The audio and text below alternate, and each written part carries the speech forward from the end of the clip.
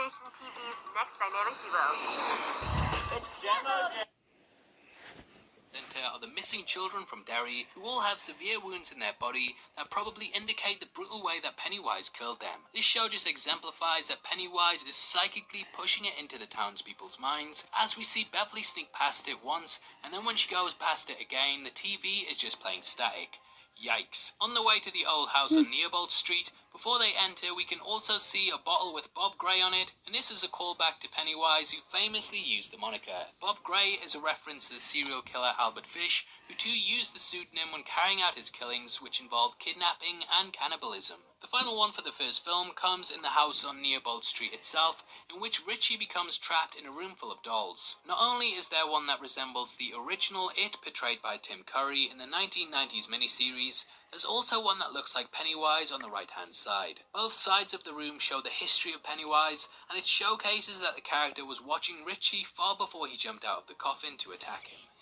Anyway, that's all of the ones for It Chapter 1, so let's move on to the next film. The first one we see in It Chapter 2 is during the introductory logos, in which we can see the deadlights floating around the Warner Brothers and New Line logo, which lets us know that these will be major parts of the film. This is Pennywise's true form, and it's awesome that we kickstart the film with a nod towards the creature's real appearance. Another brilliant thing that It Chapter 2 does that the prior film didn't is that it ingrains the symbolism of Pennywise into several aspects of the town. The parade is littered with red balloons, and there's a huge mass of them that appear under the bridge after Adrian is attacked. This shot is then mirrored slightly later on when the girl leaves the bleachers, as many of the members of the crowd wear red hats, and due to their positioning they almost look like balloons arching down. A red balloon also pops up behind Adrian at the carnival before he's attacked, and the actor who plays Chris Unwin, who pretty much instigates the entire thing, is played by Katie Lundman. Now this is a callback to the first film, as Katie also played the part of Betty Ripsum,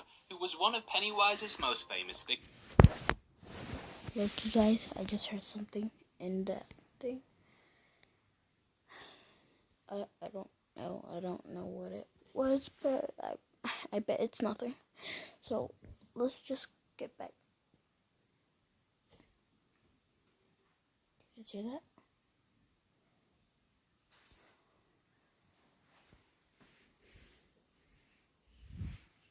I don't know what it is, but we're just gonna keep watching the video. This recasting was done intentionally, as in Derry it is theorized that those who die horrible deaths at the hands of Pennywise don't get to go on to an afterlife. Instead, their doomed spirits remain in the town, being reincarnated into new people that then go on to lead hateful lives. Mike mentions that it's like an echo, bouncing back every 27 years, and for those who don't know, in the book, Chris Unwin was sentenced to prison after the attack, having his life ended in some ways around about the same time that Betty had hers. Anyway, this is not the only recasting either, as Eddie's wife is also played by the same actress that played his mother in the first film. This was put in place to show that Eddie did literally marry his mother in some ways, and there's also a big part in the book that jokes about how similar his wife and mother are. Other cameos include Stephen King and the director of the film, Andy Muschietti, who appears behind Eddie during his trip to the pharmacy. Anyway, back to Pennywise appearances, and in Beverly's home we see her run past a large painting of her and her husband, Tom Rogan. Over Tom's shoulder you can see an almost shadowy form of Pennywise controlling him. Pennywise could have corrupted Tom over the decades,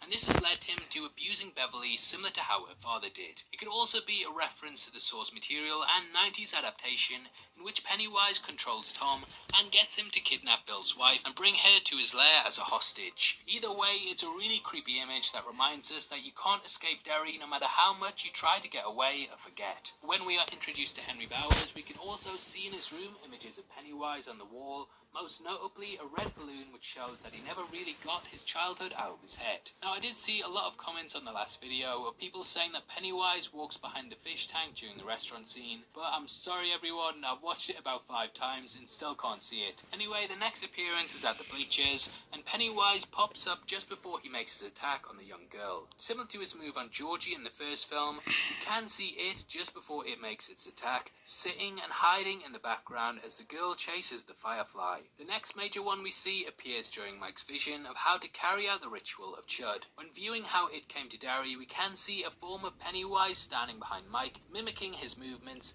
and also in the scene we see see the original form that it used to attack the Native Americans in the area, which was a giant bird and a huge beast. One of the forms for a split second looks like the original spider creature that is seen at the end of the 1990s miniseries, and in Mike's room there's actually a poster of Pennywise on it, which is promoting the Derry Canal days. There's no reason Mike would want to have this image up of the thing that scared him the most throughout his entire life, so I have a sneaking suspicion that Pennywise put it there himself.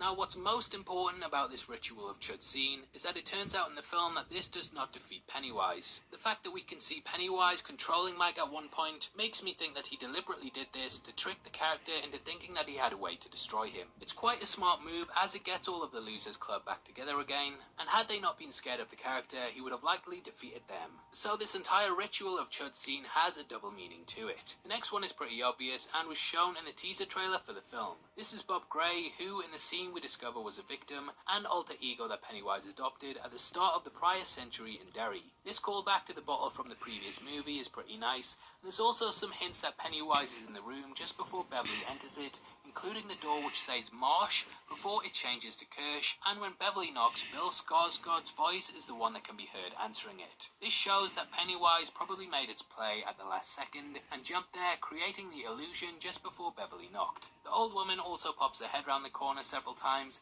and does a walk like when you get out of the shower without a towel. When Richie revisits the arcade, we can see a torn poster behind him that has the words "it" ripped into it, and when the character and does a walk like when you get out of the shower without a towel. When Richie revisits the arcade, we can see a torn poster behind him that has the words "it" ripped into it, and when the character goes outside, he gets past a funeral program that not only has his face on the front, but also Pennywise's on the back. It's another blink and you'll miss it moment that lasts about a frame, but it's a great little Easter egg that I hope some of you seen. When Ben revisits the school, we also get a hint that Pennywise is in fact using Beverly's form, as its shadow appears in front of the projector, before there is seemingly a fake out and we see that it's just Bev. In hindsight, we know that this was indeed the character, in fact using Beverly's form, as its shadow appears in front of the projector, before there is seemingly a fake out and we see that it's just Bev. In hindsight, we know that this was indeed the character, popping up to unnerve him before quickly changing its form to try and get Ben to let his guard down, and even when we go back to the shadow after we see it's Bev, it still looks exactly like Pennywise does. I guess you should never go to summer school,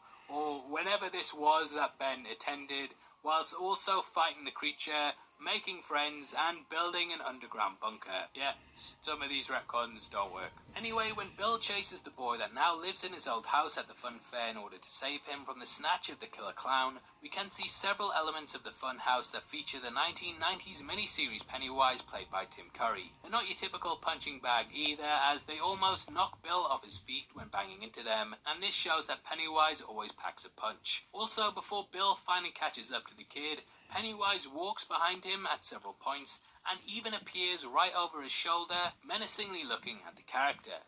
It's pretty scary, and this scene definitely holds a lot more weight knowing that Pennywise was stalking him the entire time throughout the House of Mirrors. Yeah, I'm never going into a House of Mirrors again. And finally, at the end of the movie, when Beverly is in the bathroom, against the wall we can see a graffiti version of Pennywise pressed into the stall. We can see from the walls that this isn't the same stall as the first film, so it looks like a lot of the graffiti was later added by the creature in order to leave an impression. The crudely drawn kids version of the character lets you know that Pennywise will always be a part of Derry and their childhood one way or another, and it's a nice little squiggle that holds a lot more weight to it than a simple drawing. We can also see the words "big is what it seems," which, yeah, reread it, "big is what it seems," which of course plays into the ending of the movie, in which the characters overcome Pennywise by showing that they are mentally stronger than it.